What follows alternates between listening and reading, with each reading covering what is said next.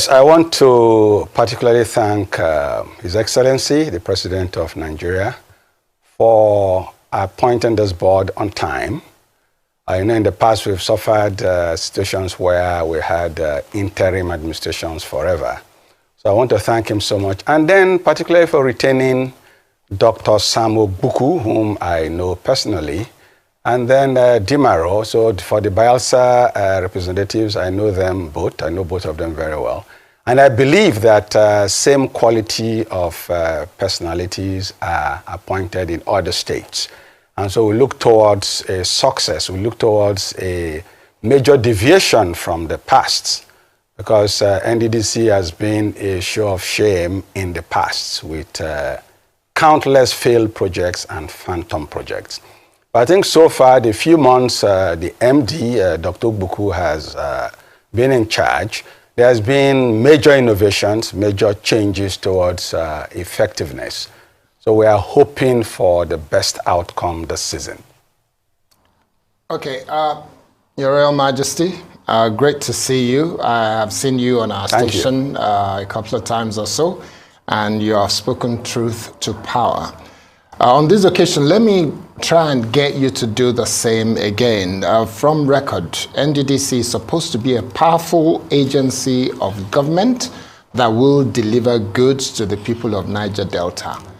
First, can you say that that is the case? Because just 2-3 questions that I will ask, but I want quick answers so that we can move on to other issues. So can you say that NDDC has performed over the years anything compared to being a powerful tool of agency of government delivering service to the people of Niger Delta? Can you say that, in all honesty? Well, I will say no. NDDC has failed woefully in delivering its mandate after over 20 years. Like I said before, with countless phantom projects, countless failed projects, and well over 20 trillion, a good percentage of 20 trillion has been expended without the what it stands for being realized. And it is supposed to liaise with state governments and perhaps the local governments to complement them, which means to help them in areas of shortfall to ensure that every state takes a quick leap forward towards development. It has a perfect act. It came out of a perfect act. It came out of the failure, woeful failure of Umpadek, and then the NDDC was born. And so the law bringing about NDDC is in very good shape. Unfortunately, NDDC has acted more or less like a conduit for political patronage in the last 20 or so years. And we don't want that to continue. I believe that this board will not let that continue. Unfortunately, when these things happen, what happens is that the MD will be called to, or MD, or okay, the board members or MD will be called to EFCC today, EFCC tomorrow, and then by the time they finish milking whatever he may have stolen, he walks free. You remember the last time we had a major drama in the National Assembly, where we were introduced a new phrase, off the mic, off the mic. So if you don't want me to say the truth, you just say off the mic, and then yes. Off the mic. Excellent. That is how dramatic the NDDC has been so far. So it's been a colossal failure. So colossal failure, phantom projects, uncompleted projects, money giving out to contractors, and we don't see the work done. Fantastic. Now, please help us understand.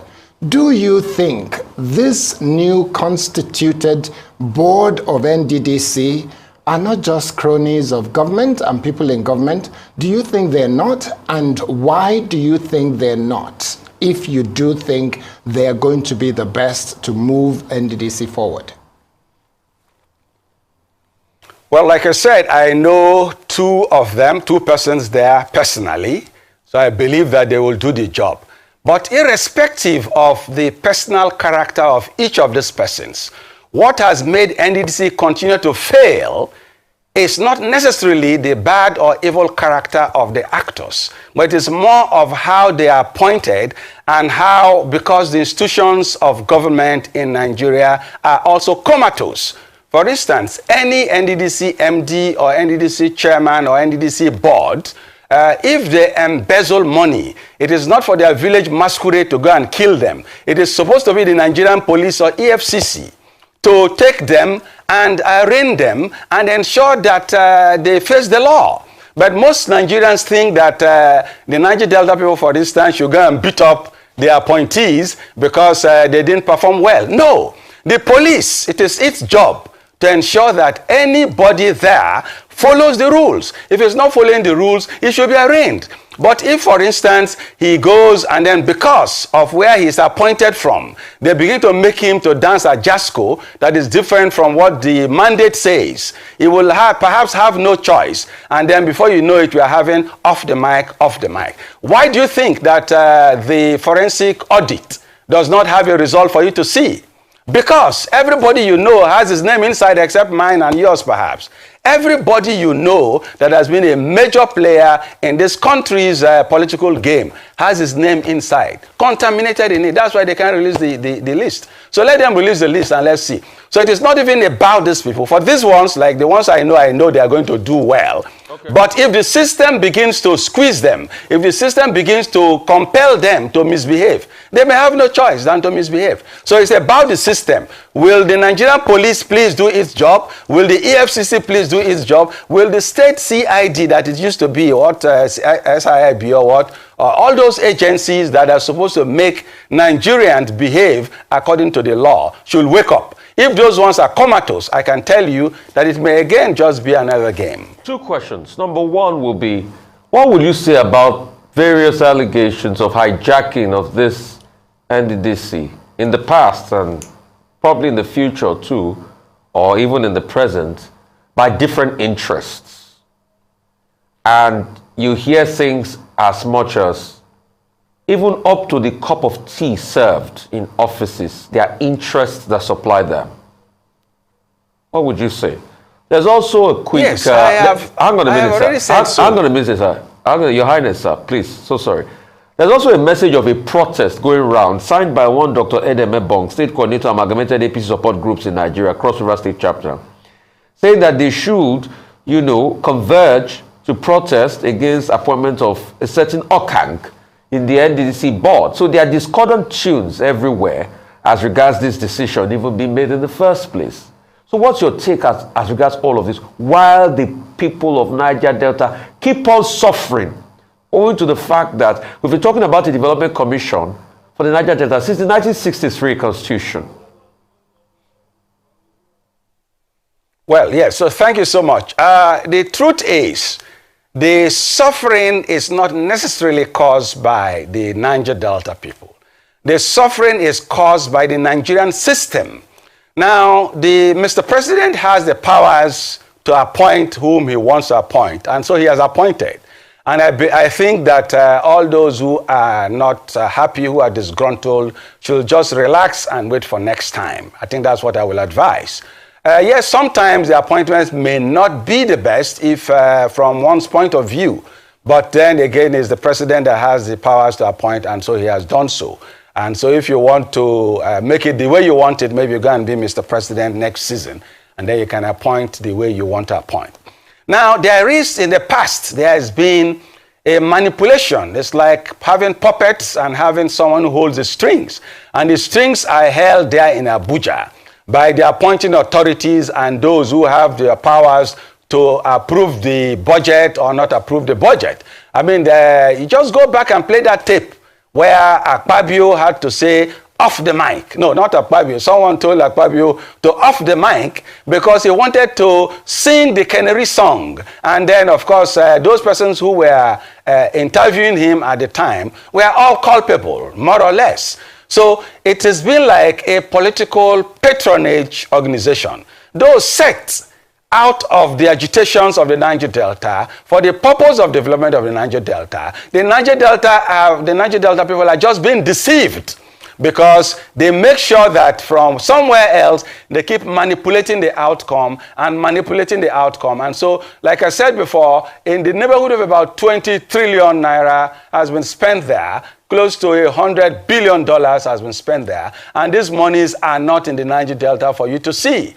They've been frittered away into private pockets. They are there as estates in Abuja and wonderful houses in Banana Island and somewhere in Lagos, and then even some properties abroad. So, what we are saying here, what I've emphasized here, is about law enforcement. Can EFCC, for instance, stand tall enough such that if you are there in that board, if you are there as a worker in NDDC, you will not want to go against the law because the law will take its course? Will the Nigerian police be effective, please, for once, so that if you are appointed there, you are working there, you will not sway, because if you do, there is a price for it. For most of us in the Niger Delta, we just feel that whenever we look at these things and we speak out and we end up having a commission like the NDDC, it is just a deception. As beautiful as the law is, the system also ensures that the law does not work. They don't allow it to work. So even if you are well-intended and you come in there, people will pull strings around your very vital parts to the point where you get uncomfortable. And of course, because things are difficult in Nigeria most of the time, you may want to just keep going on until your season passes. So that has been the result. So the NDDC resources, those trillions I'm talking about, are found in most of the states of this country. In fact, less of it is found in the Niger Delta. So they are found in the northeast, they are found in the north central, they are found in the north, they are found in the west, they are found in the east, and so on and so forth. Very little amount of it is found in the Niger Delta. All right, okay. So the president has demonstrated his commitment to the Niger Delta. First, we have a ministry, the Minister of Niger Delta Affairs, and now we have the board of the NDDC constituted in the first 100 days of his administration. However, you said something repeatedly, and that is the fact that in the past, the NDDC board and the NDDC as a whole has been fraught with corruption, citing the off-your-mic moment in the House. What are some of the measures? Do you think that before work begins with this new board, there should be a probe, an investigation? Let us have that. Well, I don't know if Senator Akpabio would be willing to now divulge the information he was going to at the point, but do you think there should be a forensic audit, an investigation, a probe of the affairs of NDDC so far as a deterrent, like you've mentioned, so that anyone who's found culpable can be brought to book? And then going forward, in the first few, let's say 6 months of this new board, what would you like to see in the area of development in the Niger Delta region? Okay, yes, so it is left to the authorities of this country. So like I said, the Nigerian police, the EFCC, and then there is a forensic audit report that is somewhere. That should be released. That should be a good starting point. I don't think they have to go ahead and do a new audit all over again. There's one that they did. Let them bring it and bring it out, and then retrieve monies from all of those who have taken these resources. But like I said, there's some kind of cold feet because everybody's name is in there. So that is a good way to start. And then for the new management, the MD, I think in the last few months, has already done some innovations. He's looking at private-public partnership, some kind of new method where the private sector will be directly involved, such that they will be accountable to the people. And yes, there's supposed to be an annual audit of NDDC or a quarterly audit of NDDC. I mean, where are the bodies that are supposed to do that? The institutions that are supposed to do that? Are they doing it? If they are doing it, where are the results? So all of these should be done so that the NDDC will achieve its mandate, at least this particular board. And because there are young people, there are people who are inclined towards development, there are people who have been active agitators. Yes, like Dr. Buku has been an activist of the Niger Delta. So we are hoping that given the right atmosphere, if people do not twist him, I believe that he is going to perform. And that is what we want the institutions of Nigeria to help in complementing. They should assist the NDDC to perform as much as possible. And like, yes, it's a little painful when you come from this part of the world to see, for instance, the East-West Road that is being constructed forever. All these are things that could have been achieved in a few years. But forever, since I was born and now I'm getting old, the East-West Road is still under construction. And you remember last year, the East-West Road was cut off two ends, at the eastern end and the western end. So Bayelsa State became isolated. We couldn't be accessed by our people and by people from other states. And those damages are still there. They are still like gaping sores, you know, gaping ulcerations, so to speak. In a few months, the Cameroonians have opened their dam here, and so the flood waters are coming downstream. In a while, it may just be worse, far worse than last year, because those places that were damaged last year are still even not fixed. So what I'm saying here is the NDDC, yes, the act is nice, and sometimes some of the people appointed there are good, but the arrangement of Nigeria, the Nigerian contraption, you know, the Abuja there, the lawmakers, and those who have what they call the oversight function of having to allow the NDDC do its work well, twist the NDDC to the point where they dictate what happens. Like you said, yes, who supplies pure water, who supplies coconut water, and so on and so forth. They take full charge. I mean, we heard the other time where one particular man had close to 300 contracts, just himself alone.